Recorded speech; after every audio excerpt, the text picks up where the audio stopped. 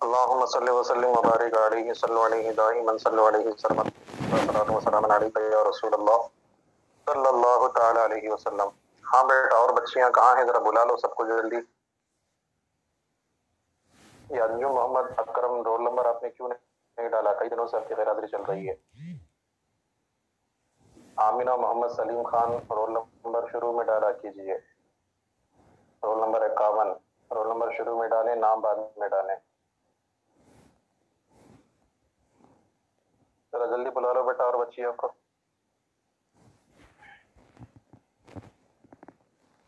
فصل فی المتقابلاتی، یہ فصل ہے متقابلات کے بیان میں. متقابلات کیا ہوتے ہیں؟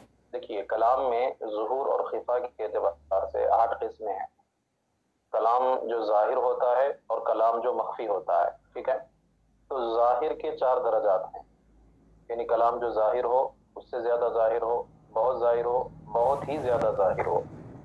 سمجھ میری بات؟ اسی طرح سے کلام کے اندر جب خفا پایا جاتا ہے تو تھوڑا سا خفا ہو، کچھ زیادہ خفا ہو، کچھ اور زیادہ خفا ہو، بہت زیادہ خفا ہو. اس طرح سے 4 درجات بیان کیے گئے ہیں. تو ظہور کے 4 درجات اور خفا کے 4 درجات. ان میں سے پہلا درجہ پہلے درجے کے مقابل، دوسرا درجہ دوسرے کے مقابل، تیسرا درجہ تیسرے کے مقابل. سمجھ میری بات؟ تو چونکہ یہ مقابل ہوتا ہے اسی وجہ سے اس کو متقابلات کہتے ہیں. کیا کہتے ہیں؟ متقابلات، ایک دوسرے کے مقابل. کہتے ہیں فصل فی المتقابلات، یہ فصل ہے متقابلات کے بیان میں. نعنی بہا، انا یعنی مراد لینا. مصنف کہتے ہیں کہ ہم اس سے مراد لیتے ہیں، یعنی متقابلات سے ہم مراد لیتے ہیں الظاہرہ والنص والمفسرہ والمحکم. ظاہر، نص، مفسر، محکم، یہ ظہور کے درجات بدرجہ ہے. ظاہر سب سے کم ظاہر، اس سے زیادہ جو ظاہر ہوگا، اس سے زیادہ جو واضح ہوگا وہ ہوگا نص، اس سے زیادہ واضح جو ہوگا وہ ہوگا مفسر، اور اس سے زیادہ جو واضح ہوگا وہ ہوگا محکم. کہتے مع ما یقابلھا، ان کے ساتھ میں جن کے یہ مقابل ہوتے ہیں. اب کس کے مقابل ہوتے ہیں؟ تو میم بیانیہ. کہتے من الخفی والمشکل والمجمل والمتشابہ.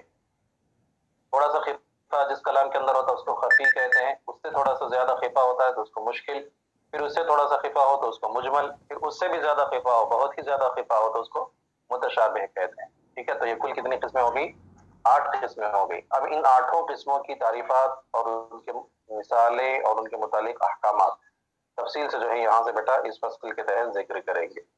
بات سمجھ میں آ رہی؟ سب سے پہلے ظاہر اور نص، ان دونوں کی تعریف اور ان دونوں کے مثالیں اور ان دونوں کے احکامات جو ہے وہ بیان کریں گے بیٹا. دیکھو کہتے ہیں فالظاہر اسم لکل کلام ظہر المراد به للسامع بنفس السماع من غیر تأمل. کہتے ہیں ظاہر ایسے اسم کو کہتے ہیں، لکل کلام، ہر اس کلام کا نام ہے. ظاہر ہر اس کلام کو کہتے ہیں، کہہ لو ظاہر ہر اس کلام کو کہا جاتا ہے. ظہر المراد به، جس کی مراد جو ہے وہ ظاہر ہو، للسامعی، سامع کے لیے، بنفس السماعی، صرف سننے کے ذریعے سے، من غیر تأمل، بغیر کسی تأمل کے. مطلب کیا ہے؟ مطلب جو کلام اتنا کھلا ہو، اتنا ظاہر ہو، اتنا کھلا ہوا ہو، اتنی کھلی کھلی اس کی مراد ہے کہ جو بھی آدمی اس کلام کو سنے گا، سننے کے ساتھ ہی بغیر غور و فکر کیے ہوئے، بغیر تأمل کیے، فوراً جو ہے وہ بات اس کو سمجھ میں آ جائے، اس کی مراد جو ہے وہ ظاہر ہو جائے. سمجھ میں آ رہی ہے بیٹا بات؟ ہاں جی. اس کو کیا کہتے ہیں؟ ظاہر کہتے ہیں. کہتے ہیں ظاہر ہر اس کلام کو کہتے ہیں جس کی مراد سامع کو صرف سننے کے ذریعے سے حاصل ہو جائے، بغیر کسی غور اور فکر کے. نص کی تعریف فرماتے ہیں کہ والنص ما سیق الکلام لیصلی. نص کہتے ہیں ایسے کلام کو جس کی وجہ سے کلام کو لایا گیا. نص کہتے ہیں ایسے کلام کو جس کی وجہ سے، جس کو بیان کرنے کے لیے کلام کو لایا جائے، یعنی کلام کو جو ہم پیش کر رہے ہیں، کلام کو جو لا رہے ہیں، کلام کو لانے اور پیش کرنے کی وجہ ہی وہی ہو، اسی لیے کلام کو ہم نے پیش کیا ہے. بات سمجھ رہی؟ اس کو ایک آسان مثال سے سمجھیے. اردو کی میں ایک مثال دیتا ہوں آپ کو. میں کہوں کہ میں نے بازار سے امرود خرید کر لائے. میں کیا کہوں؟ میں نے بازار سے امرود خرید کر کے لایا، میں یہ کہوں. تو اس کلام کے اندر ایک اعتبار سے ظاہر بھی ہے اور ایک اعتبار سے ایک چیز کے لیے نص بھی ہے. نص کس سلسلے میں ہے؟ نص امرود کو، یعنی جام جس کو کہتے ہیں، امرود جس کو کہتے کہتے ہیں اس امرود کو لانے کے سلسلے میں کیا ہے، یہ کلام نص ہے. سمجھ میری بات؟ کیونکہ اس کلام کو بیان کرنے کا مقصد ہی یہی ہے کہ میں آپ کو اس بات کا افادہ کروں کہ میں نے بازار سے امرود خرید کر کے لائے ہیں. تو امرود کو خرید کر کے لانے کے سلسلے میں یہ کلام کیا ہے، نص ہے، کیونکہ اسی بات کو بیان کرنے کے لیے میں نے اس کلام کو لایا ہے. لیکن اسی کلام کو سننے کے ساتھ ہی آپ کو ایک بات سمجھ میں آ گئی. کیا سمجھ میں آ گئی؟ کہ بازار کھلا ہوا ہے. ابھی تو ثابت ہوگا نا کہ بازار سے میں نے امرود خرید کر کے لایا ہے. تو میرے اس کلام کو سننے کے ساتھ ہی آپ کو یہ بات پتا چل جائے گی کہ بھئی بازار کھلا ہوا ہے، بازار شروع ہو چکا ہے، بازار کھل گیا ہے. سمجھ میری بات؟ حالانکہ میں یہ جو کلام کہہ رہا ہوں کہ میں نے بازار سے امرود خرید کر لایا، اس میں میرا مقصد یہ نہیں ہے کہ میں اس بات کی آپ کو خبر دوں کہ بازار کھل گیا. اگر اس بات کی خبر دینا ہو تو میں سیدھے سیدھا یہ کہتا کہ بھائی بازار کھل گیا ہے. سمجھ میری بات؟ ہاں، تو اگر میں یہ کہوں بازار کھل گیا ہے تو یہ اسی بازار کے کھلنے کے بارے میں جانکاری دینے کے سلسلے میں یہ کلام نص ہوگا. لیکن ظاہر اس میں کچھ نہیں ہے. ظاہر کا جو درجہ ہے، ظاہر کا جو معاملہ وہ یہاں پر نہیں پایا جا رہا. لیکن یہ جو مثال ہے کہ میں نے بازار سے امرود خرید کر کے لائے ہیں، اس مثال میں ظاہر کی بھی مثال ہے اور نص کی بھی مثال ہے. تو کہنے کا مطلب کیا ہے بیٹا، کہ جس کلام کو سننے کے ساتھ ہی بغیر کسی غور و فکر کے اس کی مراد واضح ہو جائے اس کو کیا کہتے ہیں، ظاہر کہتے ہیں. اور جس بات کو بیان کرنے کے لیے، جس مفہوم کو ادا کرنے کے لیے اس کلام کو لایا گیا ہو تو اس مفہوم کے لیے کیا کہتے ہیں، اس کو نص کہا جاتا ہے. اب قرآن پاک سے کچھ مثالیں دے کر کے آپ کو سمجھائیں گے. دیکھیے کہتے ہیں وَمِثَالُهُ فِي قَوْلِهِ تَعَالَى، اور اس کی مثال باری تعالیٰ کے اس قول میں ہے وَأَحَلَّ اللَّهُ الْبَيْعَ وَحَرَّمَ الرِّبَا، اللہ نے بے کو حلال کیا ہے اور ربا کو حرام فرمایا ہے. بات سمجھ آ رہی؟ ربا کا مطلب سود. اللہ نے بے کو، خرید و فروخت کو حلال کیا ہے اور سود کو، سود والی بے کو حرام فرمایا ہے. یہ آیت کریمہ کس سلسلے میں ظاہر ہے اور کس سلسلے میں نص ہے؟ فرماتے ہیں فَالْآيَةُ سِيقَتْ لِبَيَانِ التَّفْرِقَةِ بَيْنَ الْبَيْعِ وَالرِّبَا رَدًّا لَمَّا ادَّعَاهُ الْكُفَّارُ مِنَ التَّسْوِيَةِ بَيْنَهُمَا حَيْثُ قَالُوا إِنَّمَا الْبَيْعُ مِثْلُ الرِّبَا. مصنف فرماتے ہیں کہ بس آیت کریمہ کو لایا گیا ہے ربا اور بے کے درمیان فرق کو واضح کرنے کے لیے. ربا الگ چیز ہے، بے الگ چیز ہے، اس بات کو بتانے کے لیے آیت کریمہ کو لایا گیا ہے. بات سمجھ میں آ رہی ہے؟ کیوں کہتے ردن، یہ رد کرتے ہوئے لما ادعاہ الکفار، ادعا یدعی کا معنی ہوتا ہے دعویٰ کرنا. کہتے ہیں جب دعویٰ کیا، لما کہہ لو، لما ادعاہ الکفار، اس چیز کے لیے جس کا دعویٰ کفار نے کیا. کیا کفار نے دعویٰ کیا تھا؟ ماں میں جو امام مسعود کہتے ہیں من التسویۃ بینہما، بے اور ربا کے درمیان تسویہ کا دعویٰ کیا تھا. مطلب اللہ نے ربا کو حرام فرمایا ہے، بے کو حلال کیا ہے. کفار شرارت میں کہا کرتے تھے کہ انما البیع مثل الربا، بے جو ہے وہ تو ربا ہی کی طرح ہے. مطلب بے اور ربا میں کوئی فرق نہیں ہے، بے اور سود میں کوئی فرق نہیں ہے. جیسے خرید و فروخت ہوتی ہے ویسے ہی کیا ہے، سود بھی ہوتا ہے. اور ان لوگوں کی شرارت دیکھو، کہنا تو یہ تھا کہ انما الربا مثل البیع، کیونکہ بے اصل ہے نا، انسان خرید و فروخت کرتا ہے. اب کچھ لوگ اس میں سے سودی خرید و فروخت کرتے ہیں. تو کہنا تو یہ تھا انما الربا مثل البیع، کہ ربا جو ہے وہ بے کی طرح ہے. لیکن شرارت کرتے ہوئے کیا کہا، گویا کہ ربا کو اصل قرار دیا اور کہا کہ بے جو ہے وہ ربا کی طرح ہے. مطلب جیسے بے حلال ہے ویسے ہی ربا کیا ہے، حلال ہے. میری بات تو اسی کے رد میں رب قدیر نے ارشاد فرمایا کہ احل اللہ البیع وحرم الربا، اللہ نے بے کو حلال کیا ہے اور ربا کو حرام فرمایا ہے. تو ان کے دونوں کے درمیان فرق بیان فرمایا. سمجھ میری بات؟ یعنی کفار کا کہنا کہ بے اور ربا دونوں ایک جیسے ہیں یہ غلط ہے، کیونکہ اللہ نے بے کو حلال کیا ہے اور ربا کو حرام کیا ہے. بات میری، اور حلال اور حرام ہونا یہ دونوں آپس میں ایک دوسرے کی ضدیں ہیں. جو چیز حلال ہوگی وہ حرام نہیں ہوگی، جو حرام ہوگی وہ حلال نہیں ہوگی. تو جب اللہ نے بے کو حلال کیا اور ربا کو حرام کیا تو ثابت ہو گیا کہ بے الگ چیز ہے، ربا الگ چیز ہے. بے کے ذریعے سے حلت ثابت ہوتی ہے کہ بے کرنا حلال ہے، اور ربا کے ذریعے سے حرمت ثابت ہوتی ہے کہ ربا کرنا کیا ہے، حرام. سمجھ میں آ رہی بیٹا بات؟ اب اس بات کو جانیے کہ اس آیت کریمہ کو لانے کا مقصد کیا تھا. اس آیت کریمہ کو جو پیش کیا جا رہا ہے کون سی، وَأَحَلَّ اللَّهُ الْبَيْعَ وَحَرَّمَ الرِّبَا، اس آیت کریمہ کو لانے کا مقصد کیا تھا؟ لانے کا مقصد صرف اتنا تھا کہ اس بات کو بتائیں کہ بھائی بے اور ربا یہ دونوں الگ چیزیں ہیں، ان دونوں کے درمیان فرق ہے. بے جو ہے وہ حلال ہے تو ربا کیا ہے، وہ حرام ہے. تو اسی بات کو بیان کرنے کے لیے اس آیت کریمہ کو لائے ہیں. تو اس سلسلے میں آیت کریمہ کیا ہے، یعنی بے اور ربا کے درمیان فرق بیان کرنے کے سلسلے میں آیت کریمہ کیا ہے، نص ہے. سمجھ میں آ رہی بات؟ لیکن اسی آیت کریمہ کو سننے کے ساتھ ہی ہمیں یہ بات سمجھ میں آ گئی کہ بے یعنی خرید و فروخت کو اللہ نے حلال کیا ہے اور ربا کو جو ہے یعنی سود کو جو ہے اللہ نے حرام فرمایا. سننے کے ساتھ ہی سمجھ میں آ گیا نا بغیر کسی غور و فکر کے. تو بے کی نفس بے کی حلت اور نفس ربا کی حرمت اس آیت کریمہ سے ثابت ہوتی ہے بطور ظاہر. تو ظاہر کے طور پر ہمیں یہ بات سمجھ میں آ گئی کہ بے کرنا حلال ہے اور ربا کرنا جو ہے وہ حرام ہے. سمجھ میں آئی بات؟ ہاں. تو مطلقاً بے کی حلت کے سلسلے میں اور ربا کی حرمت کے سلسلے میں یہ آیت کریمہ ظاہر ہے, اور بے اور ربا ان دونوں کے درمیان فرق پیدا کرنے کے سلسلے میں یہ آیت کریمہ کیا ہے؟ نص ہے. سمجھ میں آگے بیٹا بات؟ دیکھو کہتے ہیں کہ فل آیت سیقت لبیان التفریقۃ بین البیع والربا. کہتے ہیں بس یہ آیت کریمہ لائی گئی ہے ربا اور بے کے درمیان فرق بیان کرنے کے لیے, ردن لما ادعاہ الکفار من التسویۃ بینہما, رد کرتے ہوئے اس چیز کا جو کفار نے دعویٰ کیا تھا. کیا دعویٰ کیا تھا؟ من التسویۃ بینہما, ان دونوں کے درمیان برابری کا. یعنی رد کرتے ہوئے کفار کے اس دعوے کو جو انہوں نے کیا تھا کہ بے اور ربا یہ دونوں آپس میں برابر برابر ہیں.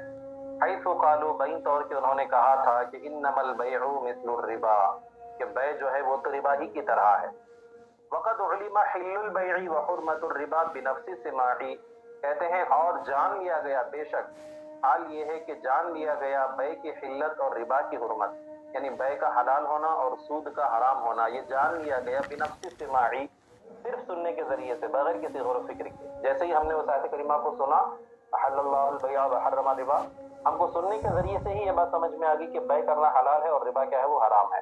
تو کہتے فصار ذالک نصا فی التفریقۃ ظاہرا فی حل البیع وحرمت الربا. تو کہتے بس یہ آیت کریمہ جو ہے فرق بیان کرنے کے سلسلے میں نص ہے, ربا اور بے کے درمیان فرق بیان کرنے کے سلسلے میں یہ آیت کریمہ کیا ہے؟ نص ہے, کیونکہ اسی بات کو بیان کرنے کے لیے اس آیت کریمہ کو لایا گیا ہے. اور بے کے حلال ہونے اور ربا کے حرام ہونے کے سلسلے میں یہ آیت کریمہ ظاہر. بات سمجھ میں آ گئی تھی آپ جان لو؟ ہاں جی. اسی طرح سے ایک اور مثال سمجھو, اس میں بھی اچھی طرح سے معنی سمجھ میں آ جائے گا. اللہ تبارک و تعالیٰ نے ارشاد فرمایا کہ فَانكِحُوا مَا طَابَ لَكُم مِّنَ النِّسَاءِ مَثْنَىٰ وَثُلَاثَ وَرُبَاعَ. اے مومنو تم نکاح کرو ما طاب لکم, جو تمہیں بھا جائیں پسند آ جائیں, من النساء عورتوں میں سے, مثنا دو دو, و ثلاثہ تین تین, و رباع اور چار چار. یعنی اگر تمہارے اندر استطاعت ہے, تم اتنے مال رکھتے ہو کہ دو تین یا چار بیویوں کو کھلا پلا سکتے ہو, ان کا نان و نفقہ ان کی ذمہ داریاں اٹھا سکتے ہو, جسمانی طور پر بھی اتنے طاقتور ہو, یعنی تمہارے اندر اگر استطاعت ہے اور تم عدل کر سکتے ہو تو تم ایک سے زائد نکاح کر سکتے ہو. پھر آگے فرمایا فَإِن خِفْتُمْ أَلَّا تَعْدِلُوا فَوَاحِدَةً, بس اگر تمہیں خوف و اس بات کا کہ تم عدل و انصاف نہیں کر سکتے ہو, فَوَاحِدَةً, تم کو ایک ہی نکاح کرنا ہے. بہرحال اس آیت کریمہ کو لانے کا مقصد کیا ہے بیٹا؟ اس آیت کریمہ کو لانے کا مقصد جو ہے بیان تعداد, یعنی بیویوں کی تعداد کو بیان کرنا ہے کہ ایک مرد بیک وقت کتنے نکاح کر سکتا ہے. سمجھ میں آ رہی بات؟ ایک مرد, ایک مسلمان بیک وقت زیادہ سے زیادہ میکسیمم اتنے ہی نکاح کرنا کوئی ضروری نہیں ہے, یہ میکسیمم تعداد ہے کہ کتنے کر سکتا ہے بیک وقت. سمجھ میں آ رہی بات؟ زندگی بھر میں سینکڑوں نکاح کر سکتا ہے, لیکن بیک وقت صرف 4 نکاح, 4 سے زائد بیک وقت, ایک وقت میں جو ہے 4 سے زائد بیویاں نہیں اکٹھا کر سکتا ہے. سمجھ میں آ رہی بات؟ تو اس آیت کریمہ کو لانے کا مقصد ہی جو ہے بیان تعداد ہے, اس بات کو بیان کرنا ہے کہ بھئی ایک مرد بیک وقت کتنی بیویوں سے نکاح, کتنی عورتوں سے نکاح کر سکتا ہے. تو ظاہری سی بات ہے اس بات کو یعنی بیان تعداد کے سلسلے میں آیت کریمہ کیا ہوئی؟ نص ہوئی, کیونکہ اسی بات کو بیان کرنے کے لیے آیت کریمہ کو لائے ہیں. بات سمجھ آ رہی؟ لیکن اس آیت کریمہ کو جیسے ہی کوئی شخص سنے گا, سننے کے ساتھ ہی جو ہے اس کو نکاح کی حلت جو ہے وہ ثابت ہو جائے گی. بات سمجھ آ رہی ہے؟ یعنی اس آیت کریمہ کو سننے کے ساتھ ہی یہ بات ثابت ہو جائے گی کہ اللہ تبارک و تعالیٰ نے عورتوں سے نکاح کرنا ہمارے پہلے حلال کیا ہے. بات سمجھ آ رہی؟ تو نکاح کی حلت جو ہے وہ اس آیت کریمہ کو سننے کے ساتھ بغیر کسی غور و فکر کے ثابت ہو جاتی ہے. تو گویا کہ نکاح کی حلت کے سلسلے میں یہ آیت کریمہ کیا ہے؟ ظاہر ہے, اور بیان تعداد کے سلسلے میں, تعداد کو بیان کرنے کے سلسلے میں یہ آیت کریمہ کیا ہے؟ نص ہے. اسی کو کہتے ہیں کہ اسی طرح سے باری تعالیٰ کا قول فَانكِحُوا مَا طَابَ لَكُمْ, تو تم نکاح کرو ان عورتوں سے جو تمہیں بھا جائیں, مثنا وثلاث ورباع, 2 2 3 3 اور 4 4. کہتے ہیں سیق الکلام لبیان العدد, کہتے ہیں اس کلام کو بیان عدد کے لیے لایا گیا ہے. یعنی اس بات کو بیان کرنے کے لیے کہ کتنی تعداد میں عورتوں کے ساتھ نکاح کر سکتے ہیں، اسی بات کو بیان کرنے کے لیے اس کلام کو لایا گیا ہے. کہتے وقد علم الاطلاق والاجازت بنفس السماعی، اور حال یہ ہے کہ اطلاق یعنی نکاح کا مطلق ہونا، اجازت عطا کر دیا جانا، والاجازہ اور نکاح کی مباح ہونے کی اجازت یعنی نکاح کے مباح ہونے کی خبر دے دینا، کہتے ہیں یہ جو ہے جان لیا گیا بنفس السماع، صرف سننے کے ذریعے سے. یعنی انسان جیسے ہی اس آیت کریمہ کو سنے گا، سننے کے ساتھ ہی اس کو سمجھ میں آ جائے گا کہ نکاح کرنا حلال ہے، کیونکہ یہاں پر فنکحوا امر کا صیغہ ہے، اور امر کے صیغے سے طلب فعل کیا جاتا ہے، فعل کو طلب کیا جاتا ہے. سمجھ میں آ رہی؟ تو لفظ فنکحوا جو ہے اس کو سننے کے ساتھ ہی ہم کو سمجھ میں آ گیا کہ بھائی نکاح کرنا جائز ہے، کیونکہ اگر نکاح کرنا جائز نہ ہوتا تو رب العزت امر کا صیغہ ذکر نہ فرماتا. سمجھ میں آ رہی بات؟ تو کہتے ہیں اور حال یہ ہے کہ نکاح کے اطلاق اور نکاح کی اجازت بنفس سما مطلب محض سننے کے ذریعے سے ہی جو ہے جان لی گئی، مطلب اس آیت کریمہ کو سننے کے ساتھ ہی نکاح کی اجازت جو ہے وہ ہم کو سمجھ میں آ گئی. تو کہتے فصار ذلك ظاہرا فی حق الاطلاق نصا فی بیان العدد. کہتے بس یہ آیت کریمہ جو ہے اطلاق کے حق میں مطلب اباحت نکاح کے سلسلے میں جو ہے ظاہر ہے، نصا فی بیان العدد، اور تعداد کو بیان کرنے کے سلسلے میں، عدد کو بیان کرنے کے سلسلے میں کیا ہے؟ نص ہے. بات سمجھ میں آ رہی ہے بیٹا؟ بہت آسان ہے. کوئی بھی بات اسی بات کو بیان کرنے کے لیے اگر کلام کو لائے ہیں تو وہ نص ہے، اور اس کلام کو سننے کے ساتھ ہی مراد سمجھ میں آ جائے بغیر کسی غور و فکر کے، یعنی سوچنا بچانے کی ضرورت ہی نہ پڑے، صرف سننے کے ساتھ ہی معنی سمجھ میں آ جائے، تو اس سلسلے میں اس کو ظاہر کہتے ہیں. سمجھ میں آ رہی بات؟ مزید اس کی 2-3 مثالیں اور دے کر کے سمجھائیں گے مصنف علیہ رحمہ، اس کو انشاءاللہ ہم کل پڑھیں گے بیٹا. امید کرتا ہوں کہ فی الحال یہ سبق اتنی باتیں جو ہے آپ لوگوں کو سمجھ میں آ گئی ہوں گی. اس کو ملا لیجیے اچھی طرح سے، کسی بھی اگر کہیں پر کوئی دشواری ہوتی ہے، کوئی بات اگر نہیں سمجھ میں آتی ہے تو اس کو انشاءاللہ آپ لوگ پوچھ سکتے ہیں، انشاءاللہ اس کو حل کیا جائے گا. ٹھیک ہے بیٹا؟ ہاں جی حضرت جی آپ جو فرمائیے. 2 مثال پڑھا میری کتاب میں ہے ہی نہیں. کتاب میں نہیں ہے؟